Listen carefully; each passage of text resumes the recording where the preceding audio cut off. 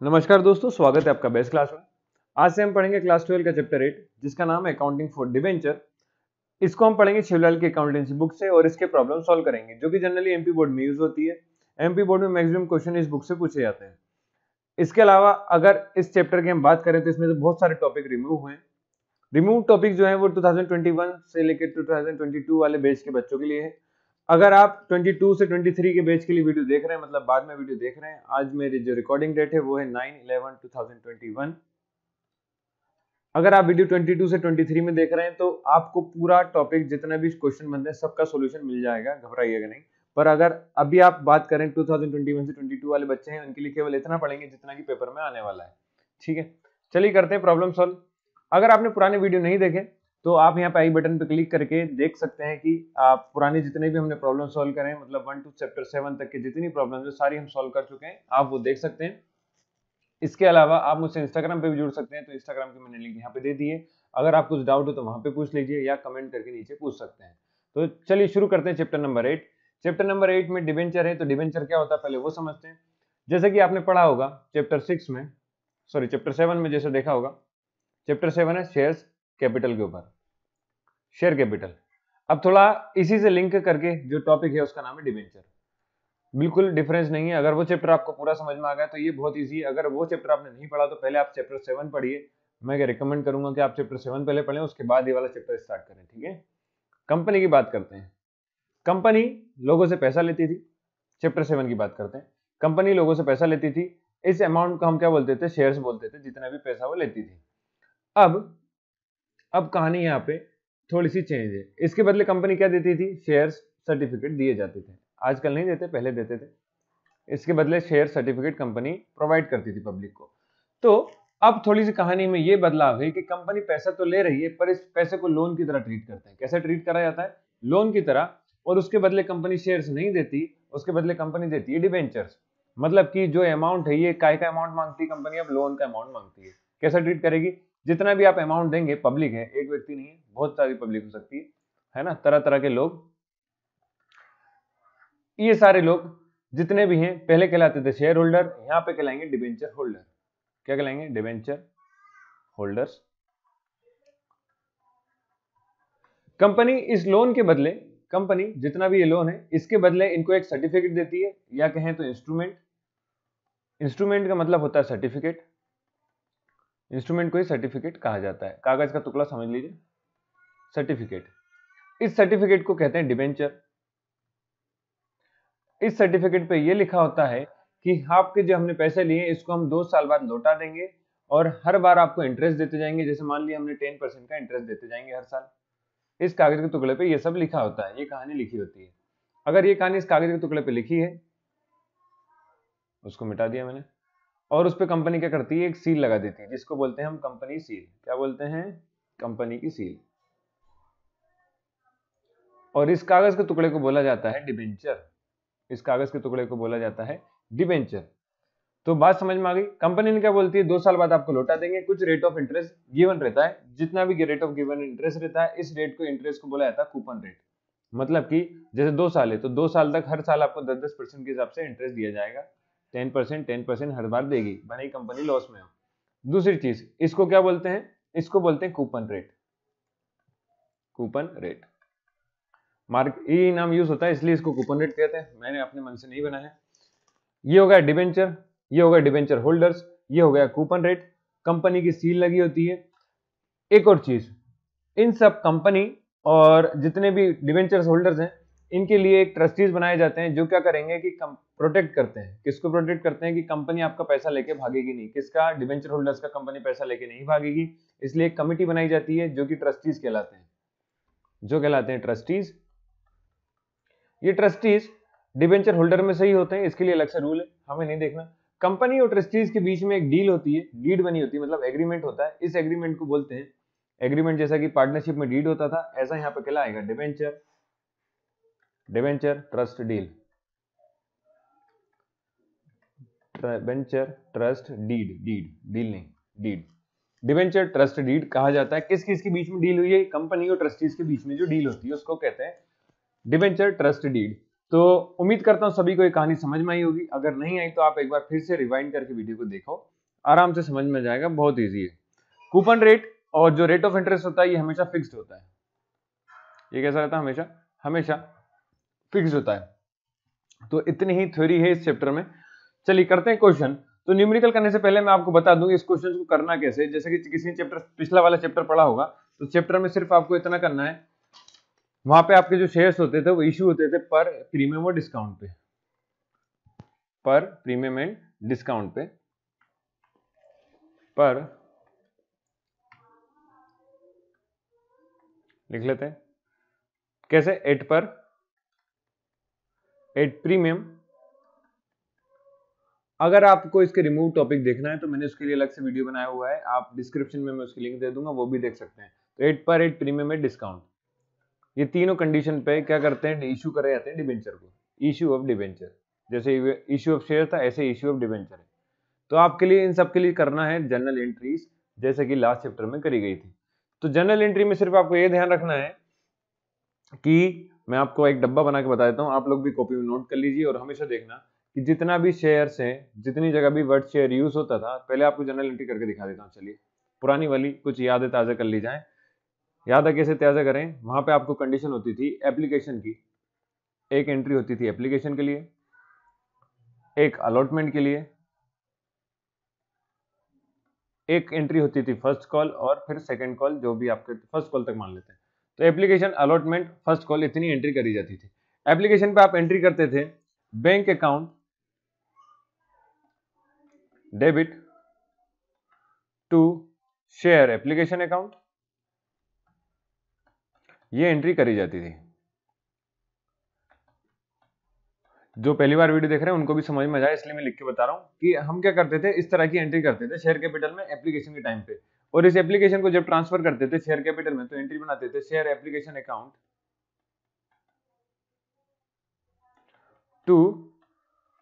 To share capital account. तो share application account debited to share capital account, ये application के time पे entry करी जाती थी। तो सर चेंजेस क्या हुआ डिबेंचर में? देख लो, डिबेंचर में चेंज इतना है, जितनी जगह भी शेयर लिखा है ना, सबकी जगह आपको क्या लिखना है, परसेंटेज डिबेंचर। परसेंटेज डिबेंचर मतलब परसेंटेज गिवन रहेगा। तो जितनी जगह भी शेयर है वहां क्या लिखना है, परसेंटेज डिबेंचर।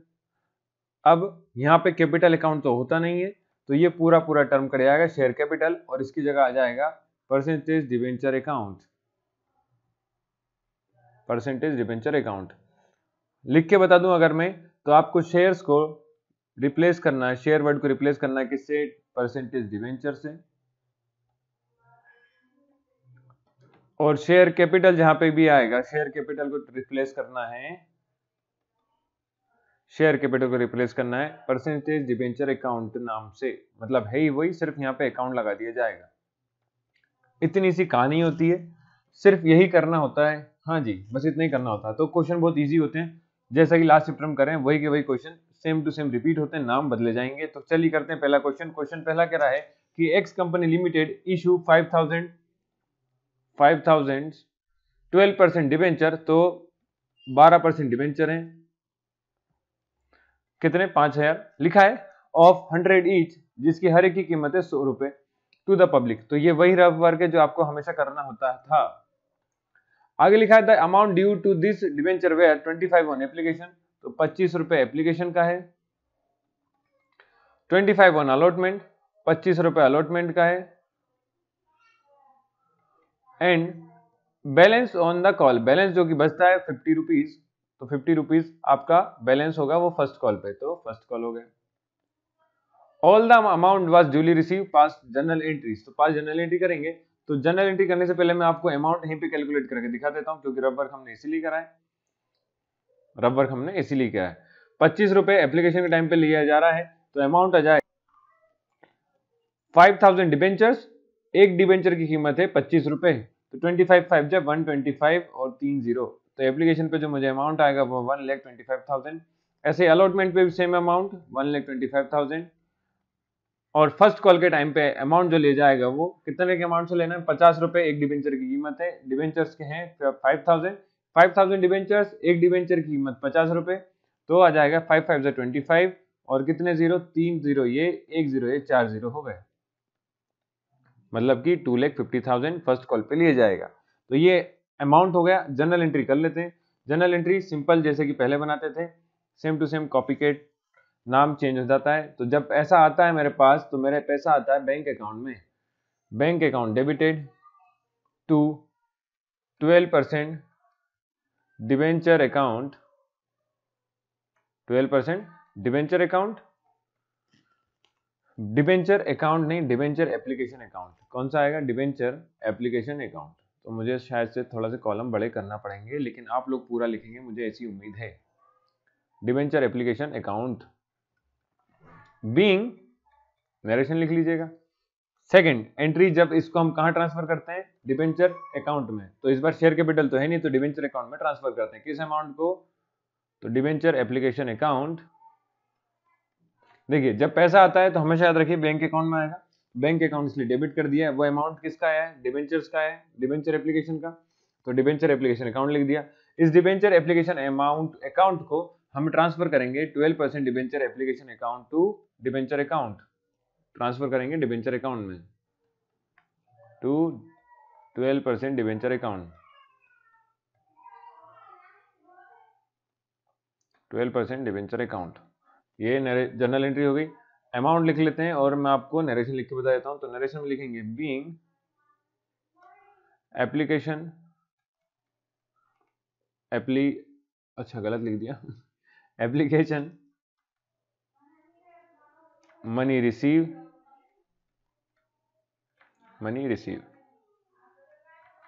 और इधर लिखाएगा being application money transfer to, या ट्रांसफर तक भी लिख सकते हैं, एप्लीकेशन मनी ट्रांसफर। तो ये जनरल एंट्री हो गई है ना। अमाउंट मैंने आपको कैलकुलेट करके दिखाई दिया है पहले, तो अमाउंट लिख लेते हैं। चलिए रबर है हमारे पास, मिटा देते हैं razor.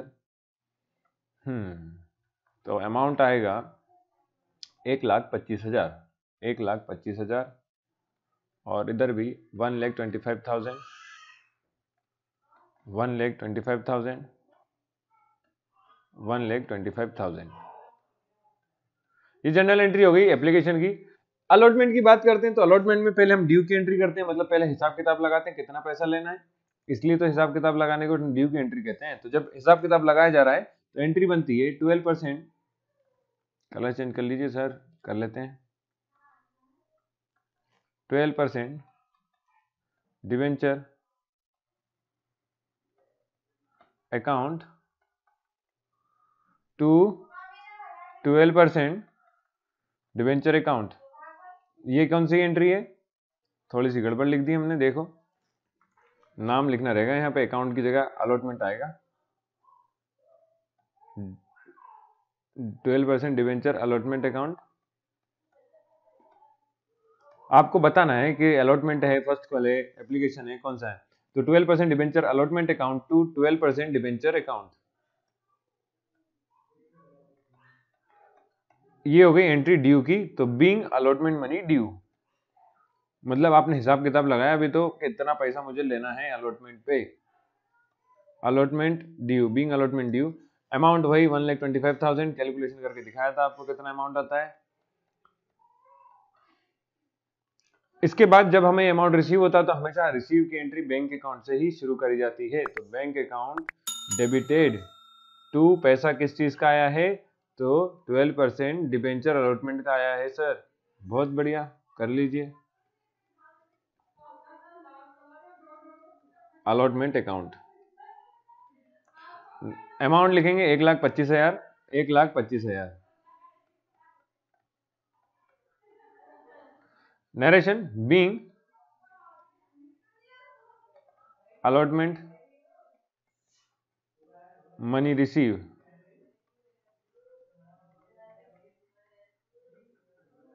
Being allotment money receive. तो ये हो गया अलॉटमेंट की। अब ऐसे ही same to same first call की, फर्स्ट कॉल का आपने हिसाब किताब लगाना है। तो हिसाब किताब लगाना तो पहले ड्यू की एंट्री, तो 12% debenture, 12% debenture first and final call account debited to, ये तो बहुत लंबा नाम हो गया, to 12% debenture account. Narration being first call money due. तो फर्स्ट कॉल का मनी क्या है, ड्यू है। अमाउंट अब ध्यान से बनना, 2,50,000 आएगा। सबसे पहले मैंने कैलकुलेशन करा था, आप लोग देख सकते हैं, आप मेरे साथ करते जाएंगे तो ज्यादा ही बेहतर है। जब ये अमाउंट, ये ड्यू आपने हिसाब किताब लगाया, तो आपके पास जब पैसा आएगा तो फिर वही पैसा कहाँ से आता है, बैंक अकाउंट में आता है भैया। कहाँ से नहीं आता, कहाँ आता है ना, पेड़ पे नहीं लगते। बैंक अकाउंट डेबिटेड टू, मेहनत करना पड़ती है दादा, 12% debenture first and final call, first and final call account. आप लोग कॉलम बड़े बनाना इसलिए है ना, देख लो यहीं पे जगह कम पड़ गई, 2,50,000, 2,50,000 ये अमाउंट हो गया। और जब आप इस सबका टोटल कर देंगे तो ये टोटल हो जाएगा 2, 2, 5, 25, 25 और ये भी 2, 2, 5, 5, 25, 50, 10, 10 लाख हो जाएगा, 10 लाख हो जाएगा, करके देख लेना, इतना आएगा। ठीक है, चलो तो ये हो गया आपका क्वेश्चन नंबर 1 पूरा कंप्लीट। करते हैं क्वेश्चन नंबर 2। क्वेश्चन नंबर 2 में कह रहा है कि कमल लिमिटेड इशू 8, ये तो क्वेश्चन देख के छोटा सा लग रहा है। Kamal limited issue 8,000 13% debentures of 100 each, all amount was duly received in lump sum, pass journal entries. अच्छा जी, लमसम की कंडीशन आ गई। तो लमसम पे तो आपको पता ही है कितना होता है, 8,000 डिवेंचर्स हैं, हर एक की कीमत 100 है, तो 8 और 2 0 कितना हो गया, 8 लाख। कितना पैसा आएगा भैया, 8 लाख पैसा लिया जाएगा, मिलेगा इतना पैसा। तो ये तो हो गई general entry, sorry general entry नहीं, अमाउंट की बात आप कर लेते हैं जनरल एंट्री। तो जनरल एंट्री कैसे करते हैं, देखिए कलर चेंज कर लिया जाए। एंट्री सिंपल सी, जैसे कि हम हमेशा करते थे, पैसा हमेशा कहाँ आता है, बैंक अकाउंट में आता है, तो bank account debited, bank account debited to, कितना परसेंट डिवेंचर है भैया, 13% डिवेंचर नाम दिया। तो ये ना परसेंट नहीं निकालना होता है ना, ध्यान रखना, परसेंट कभी मत निकाल लेना, ये नाम है। तो 13% डिवेंचर अकाउंट, अमाउंट आ जाएगा 8 लाख, अभी निकाला था 8 lakh. Narration being money received, ये रिसीव्ड की एंट्री हो गई। और जब इसको हम ट्रांसफर करेंगे तो अब ये डिबेंचर था ना, इसकी जगह क्या आता था, डिबेंचर होल्डर आ जाएगा। कितना, क्या नाम आएगा, डिबेंचर होल्डर आएगा। वहां पे आता था शेयर होल्डर्स, शेयर्स की जब बात करते थे हम कंपनी में, तो वहां पे आता था डिबेंचर शेयर होल्डर्स, तो यहाँ पे आप कौन आ जाएंगे, इसलिए डिबेंचर होल्डर अकाउंट आ जाएगा। बस इतना सा चेंज आया, ठीक है। तो जब debenture 13% debenture holder account debit to 13% debenture account, to 13% debenture account, amount आ जाएगा वही 8 लाख। और टोटल कर दोगे तो 8 लाख और 8 लाख मिला के हो जाता है 16 लाख, टोटल आंसर आ जाएगा 16 लाख का। हमेशा जब जनरल एंट्री बनाएं तो भैया आपको टोटल अमाउंट लिखना है।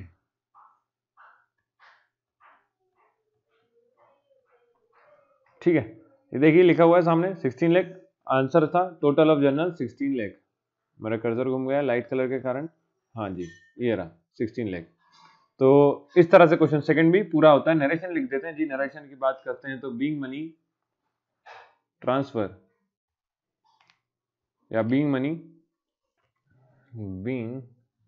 Money transfer.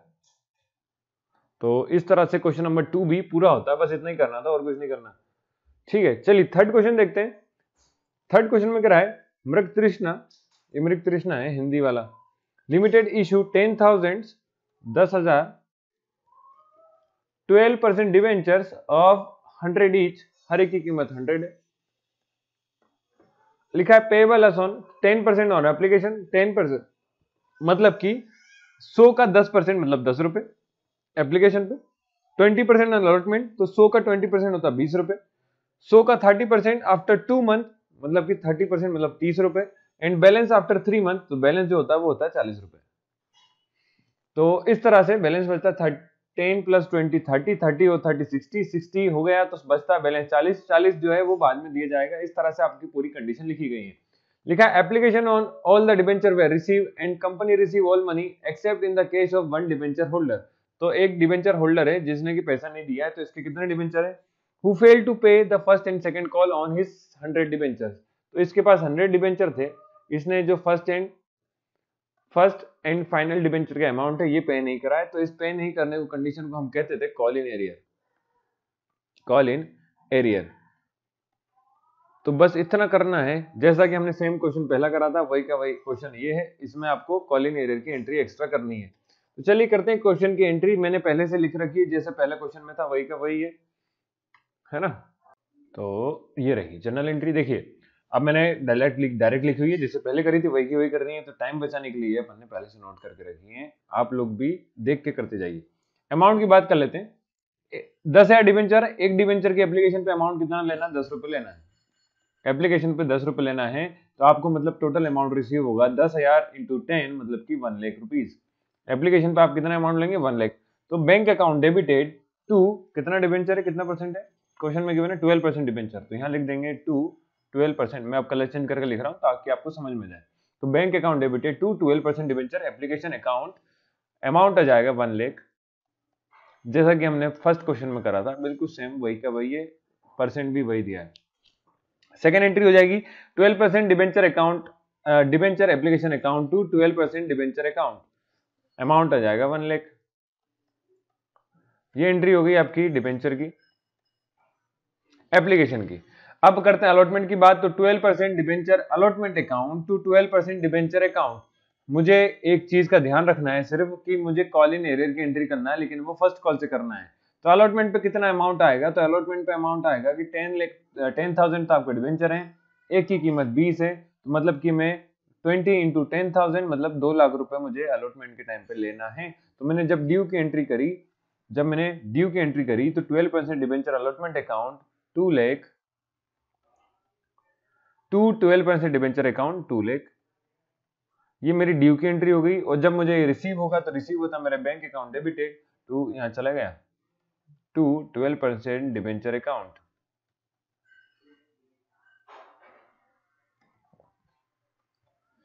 ठीक है, तो bank account debited to 12% debenture account, amount आ जाएगा 2 लाख। तीसरी एंट्री हम करेंगे फर्स्ट कॉल की। तो जब ड्यू की एंट्री करना है फर्स्ट कॉल के लिए, तो ड्यू की एंट्री बनती है 12% debenture account, debenture first and final call, final call नहीं है अभी, फर्स्ट कॉल है। सेकंड कॉल भी है ना यहाँ पे अपने पास, देख लेते हैं, सेकंड कॉल भी है तो फाइनल कॉल नहीं है, ये ध्यान से आप लोग फाइनल कॉल नहीं लिख देना है ना। तो first call account debited to 12% debenture account, amount आएगा 3 लाख। सर जी 3 लाख कैसे आ गया? तो चलो देखते हैं भैया, देख लीजिए।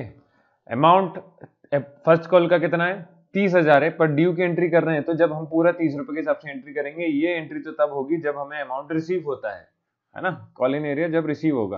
तो जब ड्यू की एंट्री कर रहे हैं तो 30 रुपीज इंटू 10,000, तो 30 इंटू 10,000 हो जाता है 3 लाख। तो 3 लाख तो आपका ड्यू है।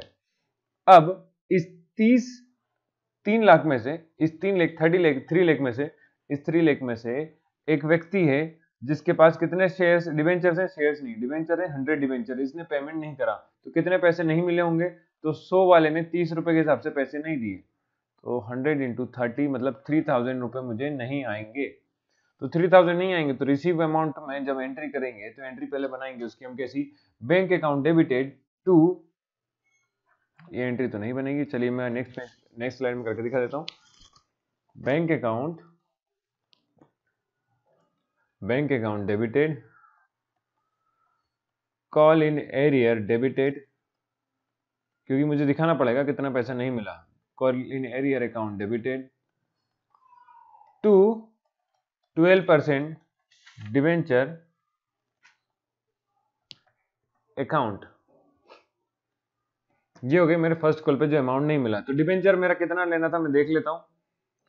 12% डिबेंचर फर्स्ट कॉल अकाउंट है ना, डिबेंचर फर्स्ट कॉल, डिबेंचर लिख लीजिए, करेक्ट कर लीजिए, करेक्शन कई बार करेक्शन कई क्वेश्चंस में है तो आप लोग ध्यान से नोट करना। 12% डिबेंचर फर्स्ट कॉल अकाउंट, ठीक है। तो फर्स्ट कॉल अकाउंट में मुझे लेना था 3 लाख, पर 3 लाख में से असल में एक भैया हैं जिनके पास 100 डिबेंचर्स हैं, उन्होंने हमें पैसे नहीं दिया, तो वो जो अमाउंट उनसे लेना था वो 3000 लेना था, तो 3000 नहीं आया, तो मुझे रिसीव हुआ होगा 2,97,000। 3 लाख में से 3000 नहीं मिला, तो बचा हुआ जो अमाउंट है वो तो आएगा ना, तो 2,97,000 मुझे बैंक अकाउंट में डेबिट होगा। ये मेरा एंट्री होगी कॉल इन एरियर की। तो नरेशन में जब लिखेंगे तो लिखेंगे being first call money receive, और जब इसकी आप एंट्री करेंगे, ये एंट्री तो होगी फर्स्ट कॉल की, सेकंड कॉल की एंट्री करेंगे तो सेकंड कॉल की एंट्री देखिए कैसे करना है। सेकंड कॉल की एंट्री सिंपल है, जैसा कि आप पहले कर चुके हैं। 12% पहले ड्यू की एंट्री, तो ड्यू की एंट्री से पहले मैं आपको उसकी एंट्री 12% डिवेंचर, थोड़ी बच्चों के रोने की आवाज, घर की आवाज आपको सुनाई दे सकती है, उसके लिए असुविधा के लिए खेद है। Second and final call account to 12% debenture account. अब ये 12% debenture second and final call हो गया ना, इसलिए इतना बड़ा लिखा है, second call to debenture account. और नरेशन तो आप लिख ही लेंगे, जब इसकी सेकेंड एंट्री करेंगे तो बैंक अकाउंट, नरेशन इस बार आप लिख लेना सेम टू सेम फर्स्ट जैसे ही है कि ये किसकी एंट्री होगी, ड्यू की एंट्री है। बीइंग अमाउंट ड्यू लिख लेना है ना, being second and final call amount due. Bank account debited, call in arrear debited, account debited, ये डेबिट है, ये भी डेबिट है, to 12% debenture second and final call account. ये एंट्री होगी किसकी, सेकंड कॉल के लिए। तो अमाउंट की बात करते हैं, सेकंड कॉल पे हमें थोड़ा उसके लिए पीछे चलना पड़ेगा, जहां पे हमने रब वर्क करा है। तो रब वर्क में हमने इस बार देखा कि हमें डिबेंचर के जो एक भैया हैं जिनके पास 100 डिबेंचर्स हैं, उनसे लेने थे 40 रुपए सेकंड कॉल के, तो इनने मतलब हमें 4 लाख रुपए नहीं, 4000 नहीं दिए होंगे, 4000 अमाउंट नहीं दिया। टोटल जो मुझे रिसीव होना चाहिए था वो रिसीव होना था 10,000 के हिसाब से, तो 10,000 इंटू 40 मतलब कि 4 लाख लेना था, 4000 लेना था, पर लिया कितना, 4 लाख लेना था, पर एक भैया हैं जिन्होंने 4000 नहीं दिए।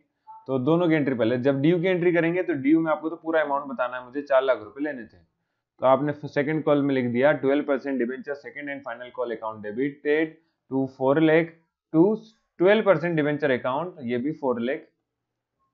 और जब आपने इसकी एंट्री रिसीव की करी तो बैंक अकाउंट डेबिटेड, तो छोड़ो अभी, कॉल इन एरियर में 4000, तो बचा हुआ कितना अमाउंट होगा 2,96,000, सॉरी 3,96,000, और इधर पे आ जाएगा 4 लाख, इतना पैसा लेना था, 4000 नहीं मिला, ये अमाउंट पूरा मिल गया होगा।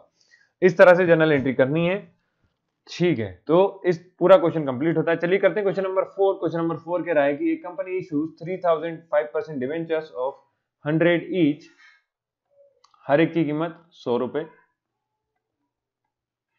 हर एक की कीमत 100 rupees, 20 on application, 20 on application हो गया, 30 ऑन अलॉटमेंट, तो 20 on application, 30 on allotment, rest on first and final call, rest मतलब कितना बचता है, 50 बचते हैं, 30 20 50 50 50 100। All the debenture money was receive except on 500 debenture holders, तो कोई डिवेंचर होल्डर है जिनके पास कितने हैं, 500 डिवेंचर्स हैं, हु डिड नॉट पे allotment and first call money, तो ये भैया इस बार इन लोगों ने पैसे मुझे नहीं दिए अलॉटमेंट के भी और ना ही फर्स्ट कॉल के। तो 5 general entries in the book of the company, तो ये तो सेम बात हो गई, सेम मतलब एक सेम नहीं भैया, सेम अलग होता है, सेम अलग होता है, एक जैसी। तो 3000 डिवेंचर्स हैं, चलिए करके दिखाते थे इसकी भी सारी एंट्री, तो मैंने पहले से लिख रखी है। बैंक अकाउंट डेबिटेड टू, इस बार जो नाम दिया है वो नाम है 5% डिबेंचर। तो फिर से वही चीज कलर चेंज करके दिखा देता हूँ। तो आपको क्या लिखना है, 5% debenture application account being application money receive. तो इस बार रिसीव जो होगा वो अमाउंट होगा 3000 डिबेंचर्स हैं, हर एक की कीमत 20 रुपए। तो 30,000 इंटू 2 3 जा 6 और 4 0 60,000। कितना एप्लीकेशन पे मिलेगा मुझे, 60,000 मिलाएगा। हाँ जी मिल जाएगा, तो लिख लेते हैं मिल जाएगा। तो ये हो गई एंट्री। फिर 12% debenture application account to debenture account, मतलब कि 5% डिबेंचर लिखना है, और यहाँ पे भी 12% नहीं, कितना लिखना है आपको, 5% ही लिखना है। मैंने कहा ना, मैंने पहले से लिखी हुई है, पुरानी कॉपी पेस्ट कर ली है, आप लोग करेक्ट कर लीजिएगा। 5% debenture application account to 5% debenture account, amount आ जाएगा वही 60,000। जब आप अलॉटमेंट की ड्यू की एंट्री करने जाएंगे तो ड्यू की एंट्री में आपको लिखना है कि 5% debenture allotment account to 5% debenture account being allotment due. तो अलॉटमेंट पे जब ड्यू की एंट्री कर रहे हैं तो एंट्री करके देख लेते हैं। 3000 तो आपके डिबेंचर्स हैं, हर एक की कीमत 30 है, मतलब आपको लेने थे टोटल 90,000। पर एक भैया बीच में आ गए जिनके पास एक नहीं बहुत सारे, जिनके पास है 500 डिबेंचर्स।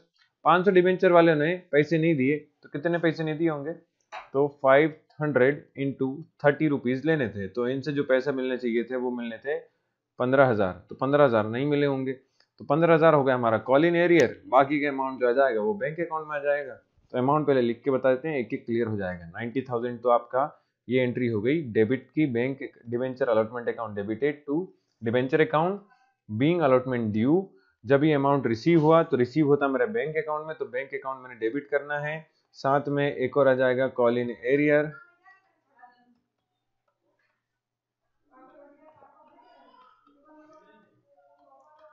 टू टू, थोड़ा सा कलर बदल लें, चटकीला भटकीला कोई सा नहीं है, to to 5% debenture allotment account. ये काय की एंट्री है भैया, अलॉटमेंट की। तो अलॉटमेंट में असल मुझे लेना था 90,000, पर एक भैया जिन्होंने पैसे नहीं दिए तो वो है कॉल इन एरियर वाले, उनसे 15,000 लेने थे 15,000। अगर 15,000 कॉल इन एरियर है तो जो मुझे अमाउंट रिसीव होगा वो रिसीव होगा आपका 75,000। टोटल होना चाहिए 90,000। तो ये हो गई कहानी खत्म। अब फर्स्ट कॉल की बात करते हैं। तो 12% debenture first call account debited, तो 12% नहीं 5% कर लेना, ऐसे फिर से काट के। कितना परसेंट है ये भैया, 5%। ये कटिए 5%, 5%, 5% डिबेंचर अकाउंट है ना। तो 5% डिबेंचर अकाउंट आपको यहाँ पे कितना लेना है, अमाउंट कितना लिखाएगा। तो अमाउंट के लिए हम पहले ड्यू की एंट्री कर रहे हैं, तो ड्यू में तो हमें टोटल मिलता है, तो टोटल मिलना चाहिए था 3,000। तो एप्लीकेशन सॉरी 3,000 तो आपका हो गया डिबेंचर्स, और हर एक की कीमत है 50। तो 3 पंजे 15, और कितने जीरो हो गए, 3 और 1 4 जीरो, तो 1 2 3 4, ये हो गया आपका 1,50,000। तो ये मुझे मिलना चाहिए था, पर असल में एक भैया आए जिनके पास फिर वही कहानी 500 डिबेंचर थे, हर एक से 50-50 रुपए देने थे। तो टोटल जो मुझे अमाउंट उनसे लेना था वो था 25,000। मतलब कि 1,50,000 में से 25,000 मुझे रिसीव नहीं हुए। तो जब मैं रिसीव ड्यू की एंट्री कर रहा हूँ, तो ड्यू पे तो मैंने पूरी की एंट्री बना के बैठा था, कितने की, 1,50,000 की, 1,50,000 की। तो 5% debenture first and final call account debited 1,50,000 to 5% debenture account 1,50,000। ये हो गया being first call money due. अब ये being first call money due तो हो गया, चलिए आपके लिए थोड़ी सी, इन सबको नहीं लिखना है ना। इसके बाद जब मुझे पैसा मिलेगा तो पैसा मेरा कहाँ आता है, बैंक अकाउंट में आता है। तो आपको ये एंट्री नहीं लिखना, मैं एंट्री लिखवा दे रहा हूँ, वो लिखना है जैसे कि लास्ट क्वेश्चन में करा गया था। एंट्री आएगी bank account debited call in arrear debited to 5% debenture account, to 5% debenture account, 5% debenture first and final call, first and final call account, ये बनेगी जनरल एंट्री। अमाउंट की बात करते हैं तो फाइनल कॉल अकाउंट पे मुझे लेना था 1,50,000, जिसमें से एक भैया बीच में आ गए जिनको देने थे 25,000, उन्होंने नहीं दिए, तो उस 25,000 को हम बोलेंगे कॉल इन एरियर। बाकी जो अमाउंट मिला वो आ जाएगा मेरे बैंक अकाउंट में 1,25,000। तो इस तरह से ये क्वेश्चन भी कंप्लीट होता है। जब इन सबका आप टोटल कर देंगे तो टोटल आ जाएगा 6 लाख।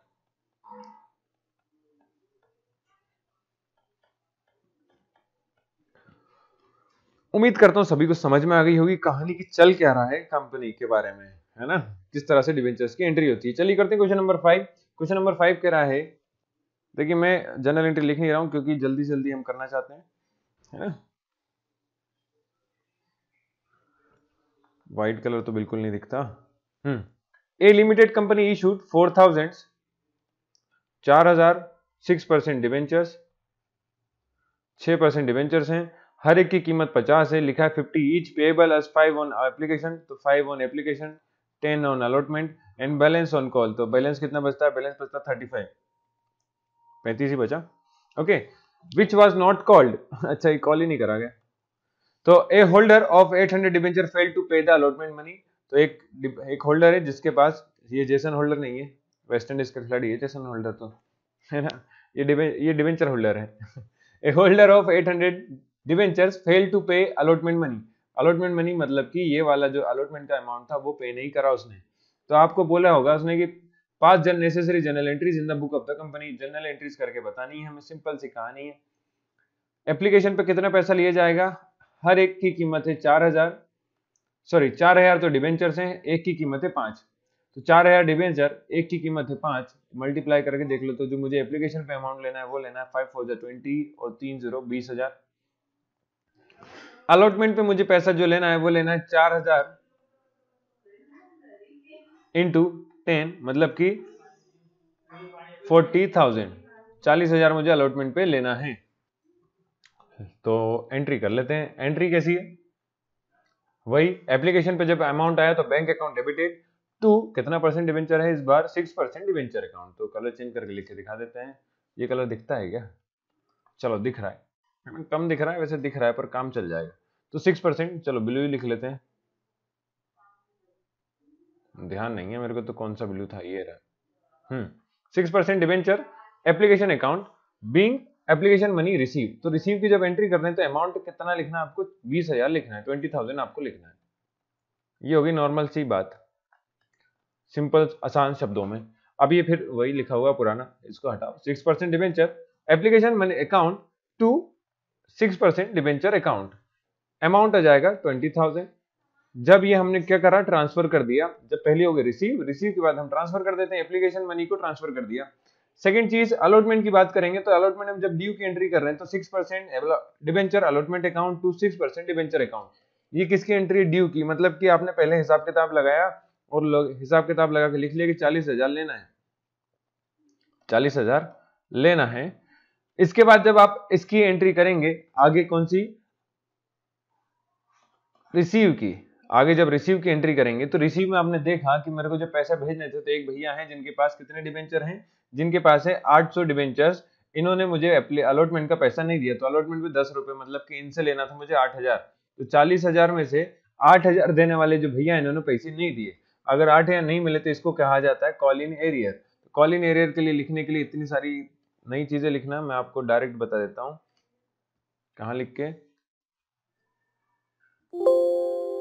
अरे ये कहां पहुंच गए, तो मैं ब्लैंक देख रहा था। जी, तो आपको जो एंट्री लिखनी है वो एंट्री लिखेगी bank account debited call in arrear, call in arrear debited to 6% debenture allotment account.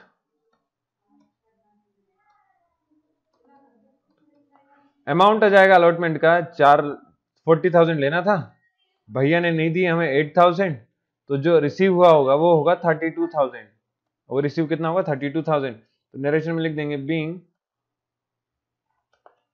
Allotment money received on, बीस इतना लिख लो काफी है, ऑन 3200 डिबेंचर भी लिख सकते हैं, ठीक है। तो बस इतना ही करना था क्योंकि कॉल तो करा ही नहीं गया, तो ये वाली एंट्री कोई सी भी काम की नहीं है, इस स्लाइड को मत देखिए, सीधे यहां से आइए 6% debenture allotment account to 6% debenture, ये आपने ड्यू की एंट्री करी और ड्यू के बाद जब आपको रिसीव होगा तो रिसीव की एंट्री ये रही बैंक अकाउंट टू, ये होगी नंबर 4th एंट्री। बस इतना ही करना था। इन सबको जब टोटल करेंगे तो टोटल करके देख लो, 20,000 20,000 होगा 40,000, 40,000 हो गया 40 और 40 हो गया 80, 80 और 40,000 ये रहा, तो हो गया 1,20,000, 1,20,000, 1,20,000। और हम आंसर चेक कर लेते हैं जरा, बुक में नीचे क्या बन रहता है, ये लिखा, आंसर देख लो, 1,20,000 करेक्ट आंसर है ना। और कॉल तो उन्होंने कर ही नहीं था, तो ये वाली एंट्री करने की जरूरत नहीं है। तो इस तरह से क्वेश्चन नंबर 5 पूरा होता है। आज इतना ही करते हैं, नेक्स्ट वीडियो में हम ज्यादा क्वेश्चन करेंगे, ज्यादा मतलब 2 वीडियो में और ये चैप्टर कंप्लीट हो जाएगा इसी वीक में। तो आपको मेरा पढ़ाया अगर समझ में आ रहा है तो चैनल को सब्सक्राइब करें, वीडियो को लाइक करें, दोस्तों के साथ शेयर जरूर करें, जुड़े रहिए। अब कंटिन्यू वीडियो आएंगे, टाइम थोड़ा सा गैप हो गया बीच में, उसके लिए माफी चाहेंगे, पर सिलेबस पूरा हो जाएगा, टेंशन मत लीजिए। मिलते हैं नेक्स्ट वीडियो में। थैंक यू, शुक्रिया, है ना, थैंक यू ऐसे लिखते हैं।